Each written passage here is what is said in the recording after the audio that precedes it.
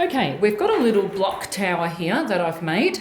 We're going to demonstrate isometric drawing. So basically this block tower is made of cubes and these rectangular forms with a little pyramid thing on top.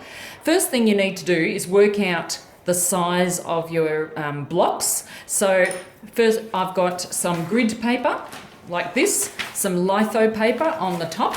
Make sure they're level and you've kind of placed them nicely.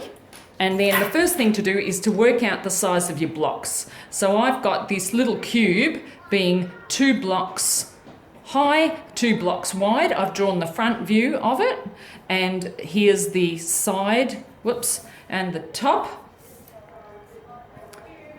So I've got that proportion. The other one, the taller rectangle, is double the size. I've just made it 4 squares high by 2 squares wide. Okay, once you've determined the size, then you need to find the starting position on your page. So I'm just going to go with here, starting here, and I'm remembering that an isometric view is a corner view, so just determine which is going to be the closest corner to your viewing. So I'm going to go with this little block, and I'm going to draw the front of the little block, which is 2, and then I will do the depth of the little block, and that little one, this one, is now drawn. The next one is higher, and we've determined here that it's 4, so I'm going up 4 squares, then I've got the front in, then from each corner I go up to the left. And then because the vertical is on the front, the vertical has to be on the back. Because the 30 degrees is on the front, the 30 degrees being parallel needs to be on the back. So now I've got this block and the green block in position. The next block is a bit trickier, and you may just need to think, where's that wire frame going to end for this big block? And then use the grid underneath to determine where the next position of the block is actually going to be. So I'm going to leave one little square of gap between it, and so this one would actually go here, and then draw the orange block in position like so, and you can see that these are all going to be in line. Okay, then there's one more gap, and the next one will be positioned here, and the side will be here like this. All I'm doing is freehand and I'm tracing the grid. This block here is going to come to the front, so I've got it positioned here, just tracing the grid paper. And if you're getting confused, just rub out the lines that you're not going to see.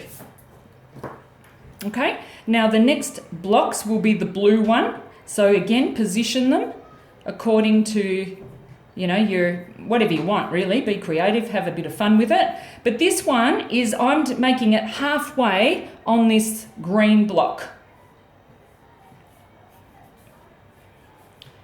You might get a little bit confused when the lines are on top of each other. Again, just rub them out. Remember, they're solid objects, so don't show the see-through lines, otherwise you'll start seeing illusions, which are quite tricky. Darken the lines in as you need to. The next block is here. I've just realised my proportions are a little bit out, but let's not worry about it too much. Okay. See if you can pick up the mistake when you're looking at the video. My position of the little block's not quite right, but I'm going to stick with my proportions being 2 by 2. Okay, and now I've got a little pyramid thing on the top. So for the sake of the drawing, let's make it halfway. There's the base. Now, this is a complicated object, so if here's the base corners, what I suggest you do is make it into a little rectangular base prism first. Okay, like so.